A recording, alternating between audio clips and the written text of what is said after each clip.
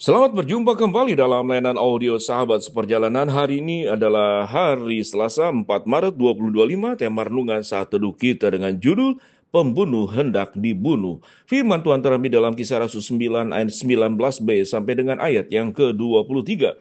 Saulus tinggal beberapa hari bersama dengan murid-murid di Damsik. Ketika itu juga ia memberitakan Yesus di rumah-rumah ibadat, mengatakan bahwa Yesus adalah anak Allah. Semua orang yang mendengar hal itu heran dan berkata, bukankah dia ini yang di Yerusalem mau membinasakan barang siapa yang memanggil nama Yesus ini? Dan bukankah ia datang ke sini dengan maksud untuk menangkap dan membawa mereka di hadapan imam-imam kepala? Akan tetapi Saulus semakin besar pengaruhnya dan ia membingungkan orang-orang Yahudi yang tinggal di Damsik. Karena ia membuktikan bahwa Yesus adalah Mesias. Beberapa hari kemudian orang Yahudi merundingkan suatu rencana untuk membunuh Saulus. Mari kita berdoa. Bapa yang di dalam sorga, tatkala kami mengikuti hidup dalam kebenaran bukan berarti tanpa resiko. Tatkala kami melakukan pertobatan bukan berarti tanpa resiko. Tapi resiko tersebut adalah resiko sebagai anak-anak Tuhan yang hidup dalam kebenaran. Dalam nama Tuhan Yesus kami berdoa. Amin.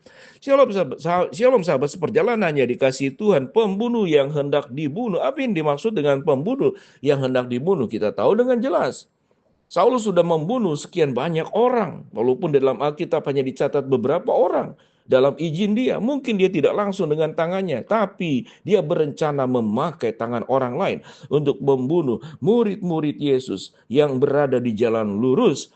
Sesudah pertobatan yang menuju ke Damsik dan dia memasuki Damsik setelah mengalami pertobatan, niat yang awalnya adalah untuk mengejar murid-muridnya, untuk menangkapnya, lalu bersekongkol dengan imam-imam kepala, bersekongkol dengan imam besar, tetapi mengalami sebuah perubahan yang tadinya mengejar-ngejar murid-murid Yesus, murid-murid dan rasul-rasul yang kemudian bersama-sama dengan seluruh pekerjaan yang terjadi secara holistik menyeluruh dilakukan oleh para rasul, termasuk oleh Paulus, sekarang berubah drastis. Apa yang dilakukannya? Dia hendak membawa kabar baik. Tentang siapa? Tentang Yesus yang adalah Mesias di dalam ayat yang kedua-dua. Akan tetapi Saulus semakin besar pengaruhnya dan ia membingungkan orang-orang Yahudi yang tinggal di Damsik karena ia membuktikan bahwa Yesus adalah Mesias. Tetapi ini menjadikan begitu marahnya orang-orang Yahudi, begitu marahnya para imam-imam kepala, begitu marahnya juga imam besar, sehingga mereka berniat untuk membunuh Saulus. Bukankah Saulus pembunuh? Sekarang jadi Sauluslah yang hendak dibunuh. Kita melihat bahwa tindakan-tindakan kekejaman untuk menghilangkan orang punya maksud yang sangat jauh berbeda. Kita tahu dengan jelas ada orang yang membunuh karena berbuat kejahatan, tetapi ada orang yang terbunuh karena untuk membela kebenaran. Jadi artinya orang bisa terbunuh karena berbuat kejahatan, orang juga bisa terbunuh karena berbuat kebenaran. Dan itu terjadi di dalam semua peristiwa sejarah hidup manusia. Dan juga di dalam Alkitab, orang-orang jahat yang dibunuh dan juga orang-orang benar yang terbunuh. Kematian adalah sesuatu yang niscaya bisa terjadi dalam setiap kehidupan kita masing-masing dengan berbagai macam cara. Ada yang kematian karena terbunuh, ada yang kematian juga karena dibunuh, ada kematian juga karena kecelakaan, ada kematian yang terjadi karena musibah, bencana alam, gempa bumi, tsunami, atau tertimpa longsor. Ada juga yang terbunuh kemudian dengan adanya gunung api yang meletus. Ada yang terbunuh tenggelam, terbawa oleh arus banjir. Dan ada banyak kemudian peristiwa-peristiwa orang bisa terbunuh karena sakit penyakit, karena tergigit binatang buas, atau tersesat di hutan dan tidak menemukan jalan keluar sehingga dia mati di tengah-tengah hutan dan tidak menemukannya. Semuanya itu akan saudara-saudara mengalami kematian. Tetapi proses orang yang melakukan pembunuhan tentu ini adalah sesuatu yang sangat luar biasa. Yang firman Tuhan katakan, jangan membunuh. Apa yang kita pelajari dari sini? Yang pertama adalah sebuah perubahan hidup. Yang tadinya Saulus adalah orang yang sangat merugikan, menakutkan buat orang lain, mengalami sebuah perubahan hidup untuk membawa kasih, damai sejahtera, keselamatan, sebuah kehidupan kekal di dalam diri Mesias, yaitu anak Allah, Immanuel, Sang Juru Selamat yang disampaikan kepada orang lain. Yang kedua, kita akan belajar bahwa tidak ada orang yang tidak bisa berubah drastis kalau kuasa Allah itu terjadi dan dirinya bersedia dipengaruhi kuasa Tuhan. Pada titik ini kalau kita mungkin menjadi orang rasanya terlalu banyak dosa dalam hidup saya. Terlalu banyak hal yang rasanya Tuhan pun tidak akan mengampuni dosa kita. Kita belajar dari Paulus atau Saulus. Dia diterima oleh Allah, diubahkan oleh Allah. Dan Saulus bekerja sama dengan Allah, melakukan pertobatan. Tidak ada yang mustahil, tidak ada yang tidak mungkin. Kalau kita memberikan diri yang tadinya kita pembunuh, kita mungkin tidak membunuh sampai berdarah-darah. Kita bisa membunuh orang lain dengan tindakan-tindakan buruk kita, dengan hinaan kita.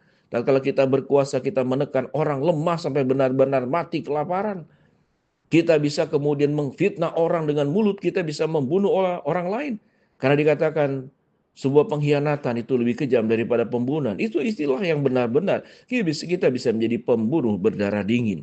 Apa yang kita pelajari pada saat ini? Kalau Tuhan bisa mengubah Rasul Paulus menjadi pribadi yang diubah oleh Allah, Tuhan pun bisa mengubah kita menjadi pribadi yang tadinya kita suka merugikan orang lain, membunuh orang lain dengan kata-kata kita. Mungkin dengan gosip, dengan tindakan yang tidak adil, sebuah sikap sewenang-wenang, menekan orang-orang lain. Tapi Tuhan mengubahkan Paulus menjadi dialah yang dikejar-kejar untuk dibunuh. Karena bukan berlaku kejahatan, tetapi dia menjadi Rasul Kristus untuk menyampaikan keselamatan kepada orang banyak. Orang-orang itu tentu tidak menyukai. Dan firman Tuhan berkata, tetapi maksud jahat itu diketahui oleh Saulus. Siang malam orang Yahudi mengawal semua pintu gerbang kota supaya dapat membunuh dia. Sungguh pedemikian pada suatu malam murid-muridnya mengambilnya dan menurunkannya dari atas tembok kota dalam sebuah keranjang. Setibanya di Yerusalem, Saulus mencoba menggabungkan diri kepada murid-murid.